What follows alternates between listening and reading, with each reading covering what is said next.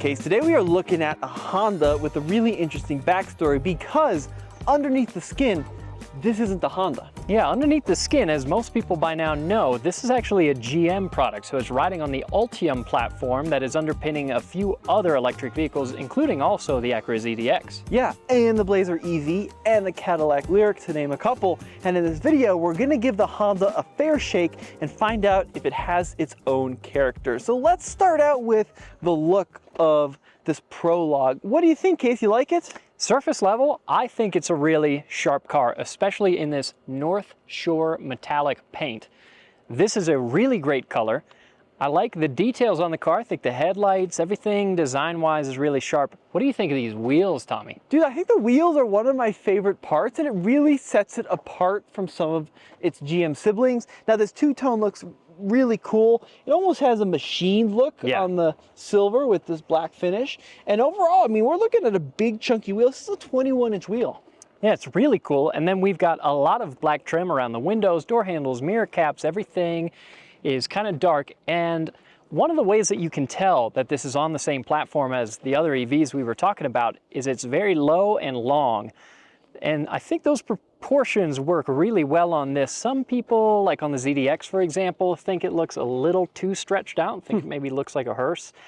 But this vehicle, I love the way that it looks from the outside. And you know, bringing it right around to our intro clip here, one thing which I do appreciate about this design is it's not just like a simple badge engineering process of the 1980s where like it's obvious that the Cadillac Citation and the Cavalier are the same. If I were to show this to my mom and put it next to a Blazer, she probably wouldn't assume that they were the same vehicle. So there is some differentiation. Yeah, absolutely. Honda has designed quite a few things on this car. Also love the Honda script there. Yeah, kind of a cool touch. Rear cargo space, lots of space back here. Let's see what we got underneath the floor. So we got no spare, but we do have the included EVSE. So we're gonna pop this open and actually take a look. Oh yeah, we're doing a deep dive. So this is exactly what I wanted to see. This is great. So what we have included, Case, obviously Honda branded charger.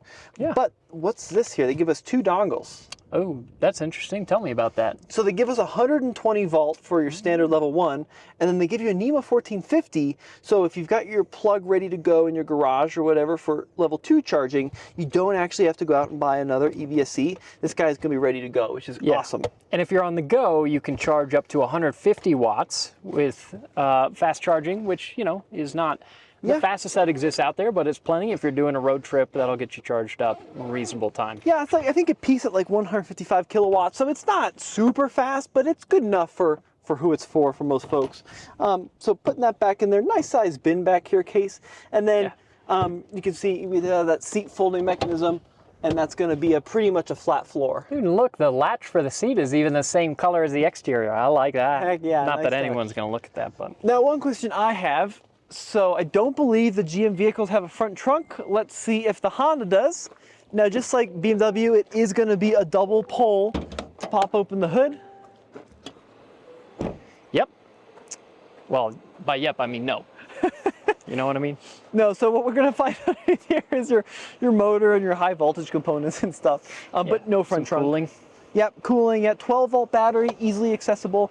A little bit of a miss, vehicles in this class, like the Tesla Model Y, right? You can get with a pretty good sized front trunk. Then you've got the front cubby category like the Ioniq 5 and the EV6. Yeah, there is a good sized trunk in here.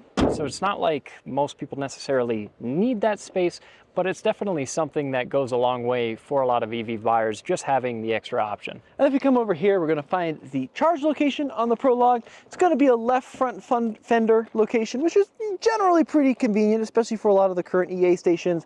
They're gonna find your J plug and then your CCS terminals there. So pretty convenient, not a power operated port. Like I believe the Lyriq is a power operated setup, but that's fine, it works good. So we're gonna hop inside and show you what the inside's all about. Well, Honda has done quite a bit of engineering on this car and design of their own.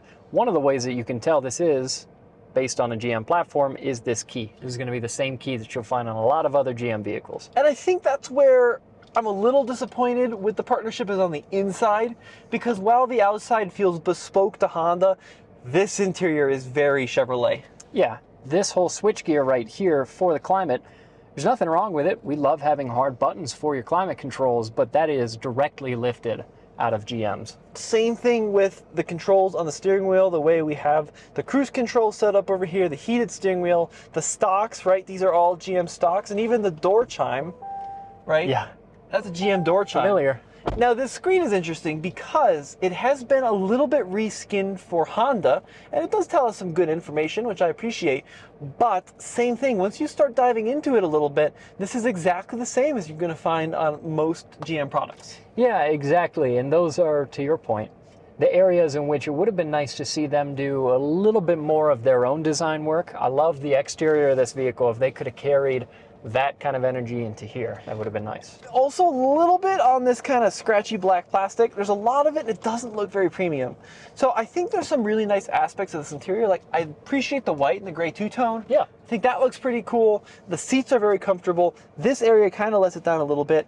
We do have a wireless charger in here. And then overall space and comfort and features is nice. I mean, for 60 grand, you'd expect it to be heated seats, ventilated seats. Pop open that shade case. Yeah, we've got a big old panoramic sunroof, so those are all nice things to have, bring some light into here. But yeah, it definitely feels like more of a GM product if you were to cover the logos than anything else. 100%. All right, let's do this. Let's go ahead and check out the rear seat, and then we'll take it for a spin.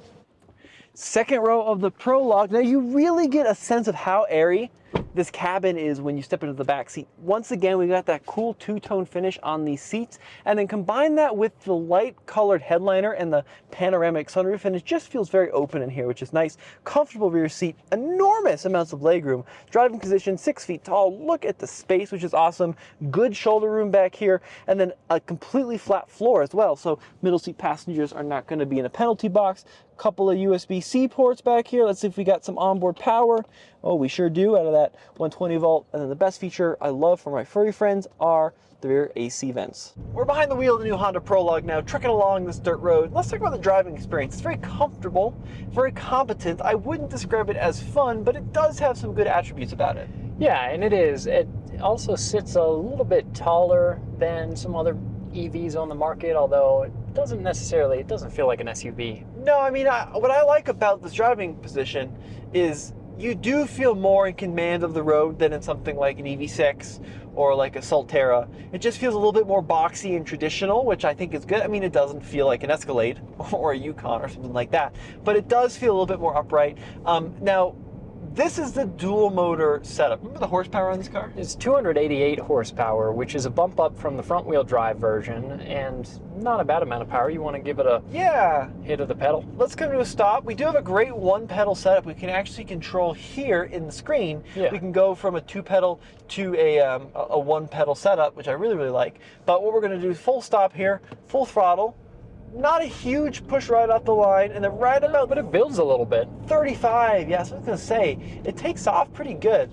So you kind of got to get some momentum in the drivetrain, and then it feeds in the max torque, which I really like. You also take a little bit of a range hit getting the all-wheel drive version of this car. If you get the front-wheel drive version, then you'll be at more like 296 miles of range, if I remember right. So a little bit on the higher end. This model, what was it, 270 or so? Yeah, 273 on this version. So pretty good. We're not right there at the top with like the Tesla, but we're definitely in the ballpark with the Nissan, more than Nissan and the Volkswagen and the Korean makes and models, and certainly more than the BZ4X by Toyota. So I think this is a really comfortable, competent car. But let's cut to some footage that Nathan got. He's out in California, and he took this exact car out on a road trip. It's a special day because we're going to have a California drive. And we're doing that in the Honda Prologue, which right now is at 54%. And we're going to the most amazing theme park in all of Southern California. I want you to guess what it is. Oh, yep, now don't think about it too much. That's a really bad voice, but think about it for a sec. Okay, now let's see. Let's fire this puppy up and see where we are. Get this thing, there we go. 162 miles of range. And I believe we're just over 50% charge. And we're gonna be driving about 30 miles. And essentially what we're gonna try to do is find a place to go and charge this thing up and see how long it takes. And along the way, we're going to do a little bit of a vehicle review. Okay, we've gone 20 miles, we're down to 46%, and we're at a Supreme charger. So let's see what it takes to use a Supreme charger in California. Come on. All right, let's see. Yes, I plugged it in. Start. Start. Oh, no, it says error, but it has the potential for 302 kilowatt hours. That's what it says here, at least. Okay.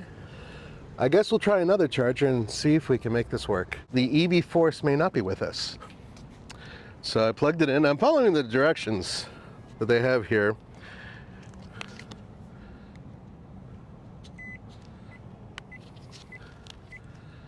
Okay, it's thinking.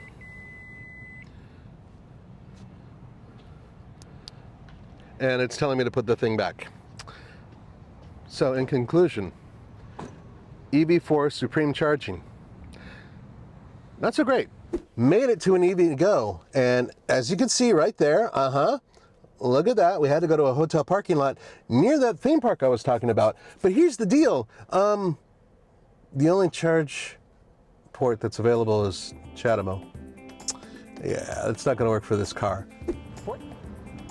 You've got to be kidding me. Okay, this is the 5th try. Let me show you what we're up against today. And by the way, the apps, I know you guys are going to say, well, but Tesla apps, we're not talking about Tesla today.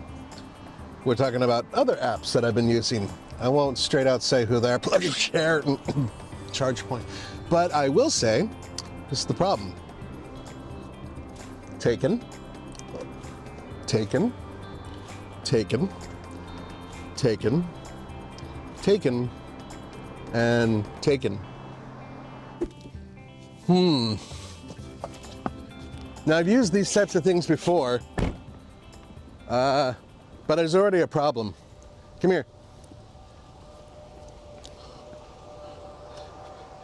What's missing from this picture? Is there something? Nope. I'm not doing this for laughs. I'm actually really am trying to find a place to charge near a famous theme park, and I've driven 9 miles so far since getting here, trying to find a place where I can charge this vehicle on a fast charger. It's getting frustrating. All right, well, welcome to Knott's Berry Farm. You guys thought I was talking about another theme park that's in this area. Nope. My parents used to come here when they were teenagers. That was a long time ago. That was even before Roman, surprisingly. Anyway, we need to end this. We're back where we started. And we dropped all the way down to the mid-20s in terms of power. So luckily I was able to get back home, plugged it in. Yeah. Guys, I'll be honest with you. The car is fine. The network is terrible. And that really does go through everything that you've heard in terms of finding a place to actually charge up a vehicle. 6 places, 9 miles, no go. That's just no bueno. Fortunately, we did go to Buena Park, and we did have an opportunity to go to Knott's Berry Farm and have some wonderful fried chicken. So they didn't pay me a dime to do this, but Knott's Berry Farm, if you are looking for a sponsor, I'm your guy. Whoa, yeah, I'm your guy. Yeah. Case, another thing we need to mention, which is a big selling point for the Honda, for me at least, is that this car comes equipped with wireless CarPlay and Android Auto, and the Chevrolet electric cars, the GM electric cars, have actually got away from that system. And of the 4 EVs that we talked about that are on this platform, this one is my favorite looks-wise, and I like a lot of the features that it offers.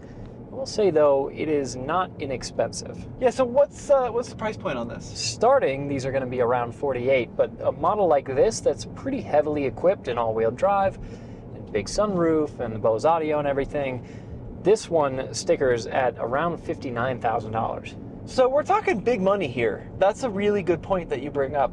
That is a considerable amount of money. Now, a couple of things it has going for it. It does qualify for the $7,500 federal tax credit because it's manufactured in North America. Final assembly is in Mexico.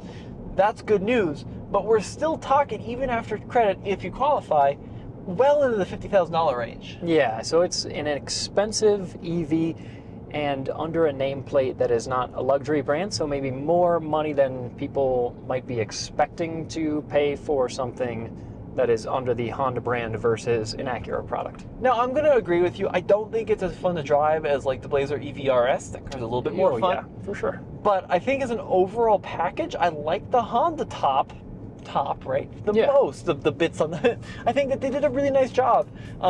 Plus, you have the Honda service network, and that means a lot to people in the Honda dealerships, right?